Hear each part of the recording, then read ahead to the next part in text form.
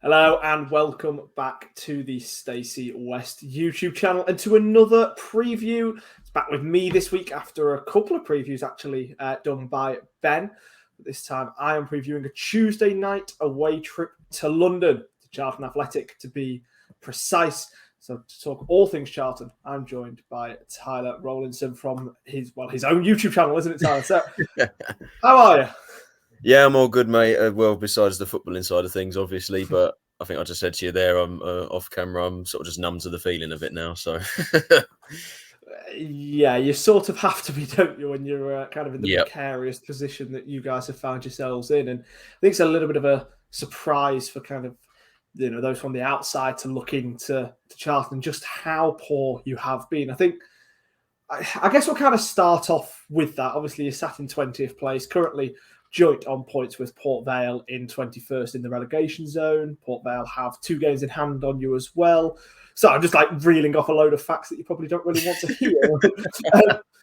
But obviously it is a really poor position you find yourselves in. There's no real getting around that, is there? What has gone wrong? Because it's not like you've got a bad team on paper. I mean, Alfie May, I don't believe he is anymore, is he? But he was the top goal scorer in the league at most points this season. And yeah. You know, you've got clear quality in the squad, so what on earth has gone wrong?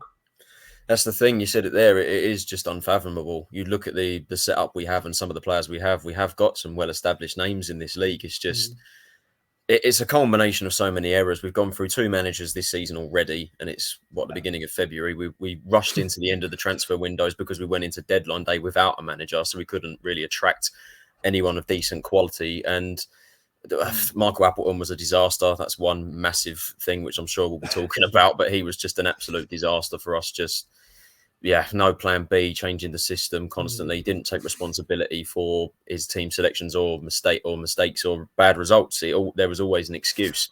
And just coming out of this transfer window, we've sold our 2 best players, one of them being our captain and the other being our best attacking asset. And at the moment, we just find ourselves with a team that is shot of confidence, really. I don't even want to call it a team, because it's not a team. It's a group of individuals that have come in from different styles of play, because we've sacked so many managers over the years and we've paid for that, really. And as you said there, we have got some decent players on paper. They're just shot to pieces with confidence, no desire, no passion. We don't look like we can score a goal and we can't defend. And we find ourselves in a pretty ridiculous position where we're joint on goal difference with joint on points with Port Vale, goal difference saving us from being in the bottom 4. Yeah, it's really not a great position for you guys to be in, but obviously, you know, a lot of the things you've said there, I think will certainly please a lot of Lincoln fans. Yes.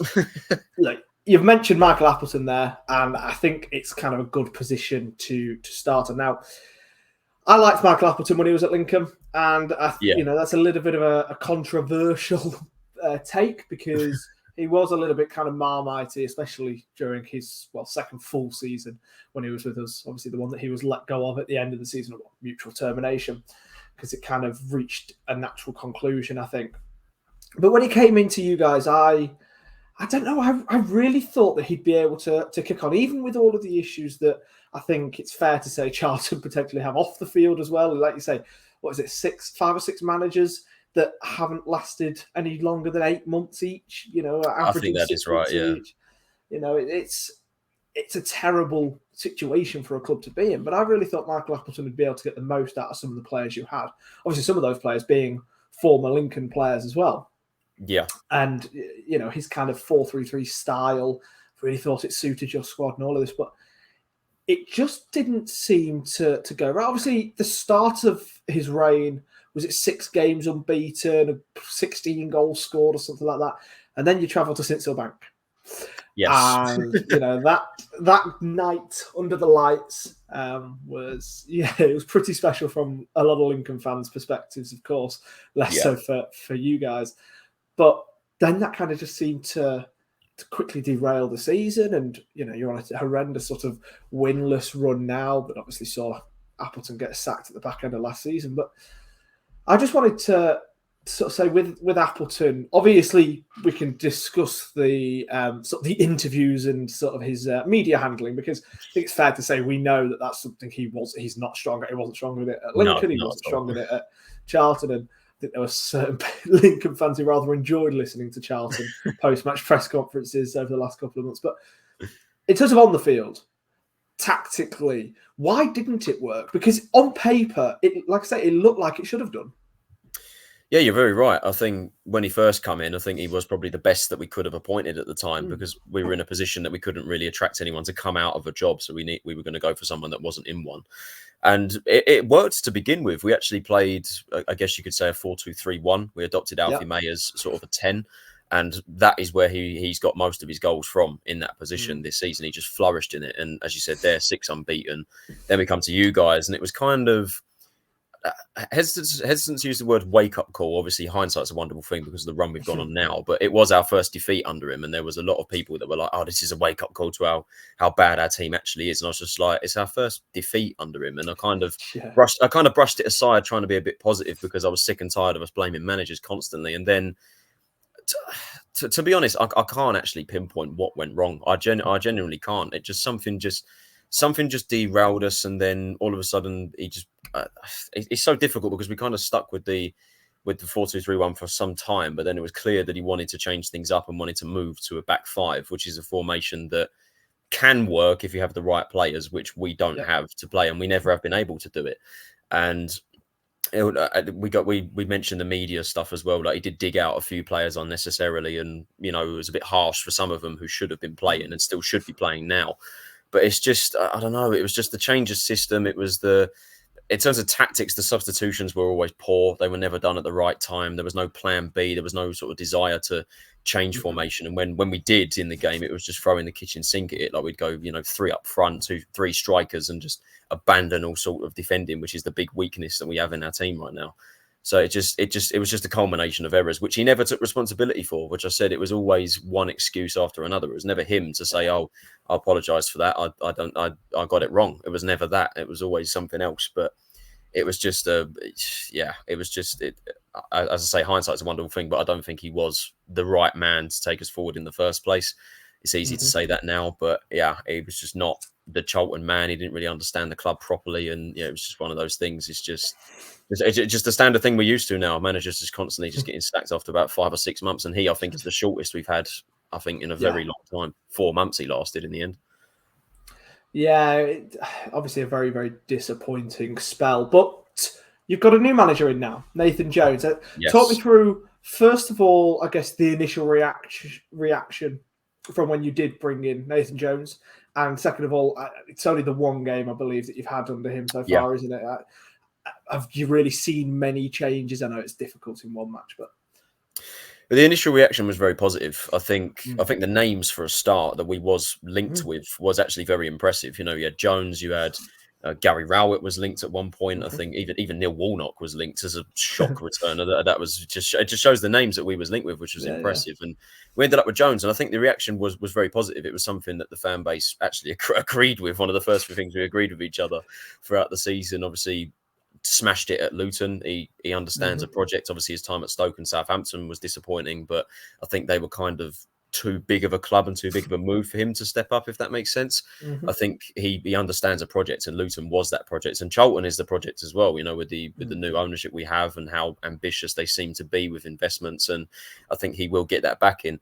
He's only been in the job for a week, so it's hard to say the differences we've had, but from what I see at Reading is one big difference I noticed between him and Appleton. He's very animated on the touchline. He gets in the player's face. He's out of the press box. He's nearly on the pitch, screaming and shouting at the players. And I think that's exactly what they need. They need that authoritative figure on that in that manager's box to lead them.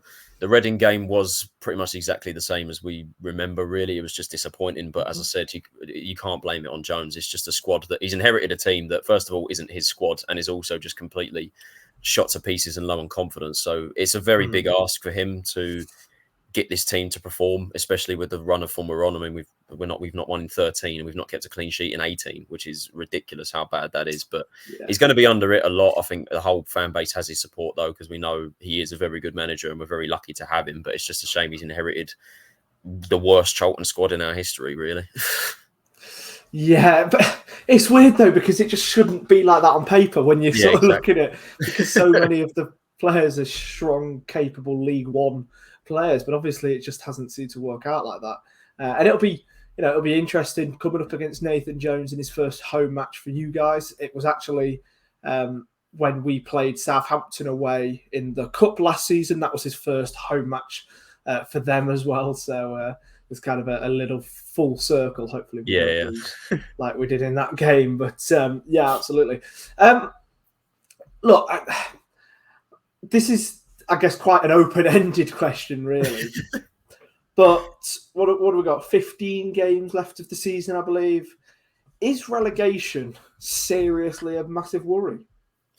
Yes, it is. It is massively. And I think I've actually said openly on my YouTube channel that I do actually think we will get relegated. And the reason being, I mean, like we've been saying, the team we have should not be in the position that it's in. I mean, so many people at the start of the season thought we'd get top 6 and rather comfortably. I myself, fell into that trap. I really did think we had a decent enough team. We recruited well, and we were going to go on a rampage through the league, and that exactly wasn't the case. And the reason I just think we're going to go down is just I think Jones will improve us, but it's just I just can't see this team just performing at all. Like, we can't defend. Our midfield is shot to pieces. Our goalkeepers have been so bad in form, even though Iceland played really well against Reading, I will say. And our attack can't score. There is no creative outlet since we've got rid of Blackett-Taylor. There's no leadership in midfield with Dobson now gone. And it just seems like an uphill struggle. And when you are in a rot as bad as we are, it's very difficult to get out of it. And I just can't see us getting out of it anytime soon. I certainly don't think we'll get out of it against you guys. I think well, I don't know, because I think the home crowd will be on Jones's side tomorrow. But it's just I can't see us getting out of the rot. And I think like I said, I've been very open in the fact that relegation is a serious threat, and I think the club themselves don't actually accept that either. I think if they don't accept it now, they never will, and it's just it's that sort of delusion. But personally, I think I still stand by what I've said. I do actually genuinely think we will go down, which is incredible to even say. But it's the form we're on, the players we have. It's just I've got no confidence right at the moment, which is unbelievable to say. Well, I mean, at the end of the day, as harsh as it may sound, it's not a surprise you're lacking in confidence, because obviously the players and everybody around the club clearly are, which is a real shame for a club the size of yours. Yeah, I just want to pick up, because obviously you mentioned there a couple of players that left in the January transfer window. I want to pick up specifically on Corey Blackett-Taylor. Yes, a fine forward for this level. He always seems to be dangerous whenever I watch him. Whenever he's played against Lincoln, any other matches, he's just always got that kind of spark and that desire and that drive to be able to do something when he gets to the final third. So he's a player that's always really impressed me. And you let him go in the January transfer window. Now, I understand from the player's point of view, going to Derby in an automatic promotion chasing side, potentially going to be able to pay a little bit more money and obviously give you guys some money. I understand that from a typical transfer point of view. But with the position that you guys are in being so precarious, to then lose one of your best players like that, I guess the question I'm asking is why was it done? Why was it allowed to go through? Because it seems crazy from the outside looking in that you've let, like I say, one of your best players go when you're in a dogfight now. Yeah, exactly that. I think what I can pin it down to really is he was out of contract in the summer, and we offered him fresh terms. We don't know the ins and outs as to what was offered. There's been loads of rumours surrounding that. Apparently, we offered him less money, but we can't confirm that because no one knows. Yeah. Ultimately, he didn't sign the deal, and we sat there and went, right, we don't want to let you go for nothing. We want to try and get something out of you. So we let him go on loan initially, but with a view to a permanent. So he will join Derby permanently in July. We got about 300 grand for him in the end. And considering we signed him for nothing when he first come in, it's profit and we've done well. The problem with it is we haven't replaced him. We have changed the system. Like I said, with a changed system, we've gone from wingers to wing backs. and we don't have wing backs that can cross a ball going forwards or defend. So it just makes no sense. And the thing with Blackett-Taylor, he is the only player in our team that can just pick the ball and just drive forward and just use pace, cut inside, use his feet. The only technically gifted player we had. That's the problem with it. So from a transfer perspective, yes, he clearly didn't want to stay long term. Understandable with the position that we're in, and we got as much money out of him. It's the best outcome from that perspective. The problem is we didn't replace him, and we've already. It's the bread is in the pudding. We have been absolutely shocking since then in the attacking third. Like he's been a monumental loss, and a player that I think was disrespected by quite a lot of the fan base. We took for granted how much we'd actually miss him. He had his inconsistencies, don't get me wrong, and that's why people said, "Oh, if we let him go, he's not a big loss." He's had his best goal scoring season to date, 8 goals and 6 assists at the halfway point of the season, which is the same amount of goals he scored last season throughout the entire year. So it's just been getting stronger and stronger and stronger. But yeah, from a transfer perspective, good deal. From an actual positioning in terms of where we are and the impacts on the pitch, it's been monumental how big of a loss he is, and we're going to struggle without him for sure. Yeah, absolutely. And I guess looking ahead then, you say you're going to struggle without him. You've said that you don't expect to be stopping the rot tomorrow night. Score prediction. What are we going for? It's difficult because I've seen you guys are now, I think, unbeaten in 5, although albeit three draws in there. But I think you got 2 wins on the spin against 2 teams that you should really be beating in Burton and Fleetwood. No disrespect to those. I think with Jones's first home game, I think with the crowd behind him, I think you could possibly see a more inspired performance from us. It's so difficult to predict a win with us lacking in confidence. But I will go with I think the rot will continue, but I'll go with a 1-1 draw. I'll go with a sneaky point, which I think we can't take a draw in our position realistically. I think if we show a bit of passion and desire and we play well, I think we could possibly take a draw from it. But ultimately, we just need results. We need wins. So draw we won't be happy with, but that's the best I can do for you right now in terms of Charlton. Well, I'll be honest. I would take a draw. Going down to the Valley, it's always a tough game, no matter what position you guys are in, and no matter what form you guys are in. It is always a little bit of a tough game. I would take a draw, but I'm not going to predict a draw. I'm actually going to predict a 3-1 away victory. I feel like we've got such a high kind of momentum behind us at the minute. We're playing some really nice football. We've got a couple of potential injuries to worry about.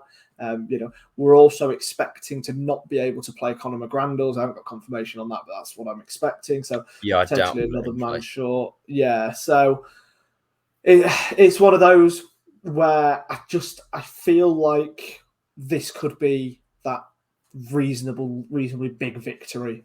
We'll be taking 500-ish, I think, which would be quite good numbers for a Tuesday night. So really looking forward to it, but I'm going to go for a 3-1 away victory. Don't blame you at all. Do not blame you at all with the form that we're on. But I'm just hoping Jones can inspire this group of players. But it's just it's just so bad. It's just so bad at the moment. But we'll see. We'll see. That's very much it. Time will tell. We'll know come 10 o'clock on Tuesday night. Definitely. But for those travelling down, enjoy. I will be seeing you down there. I'll be travelling down there myself. Enjoy. Thank you so much for joining me, Tyler. Good luck for the rest of the season after Tuesday. And I hope that you guys do stay up, because I do enjoy a little away trip to the Valley each season. But I hope so too, mate. I really do. But it's quite funny. Yeah. Right, thanks for having me again. I do appreciate it. Thank you so much. Thank you all for watching. Be sure to like, comment. All that sort of stuff. Up the imps.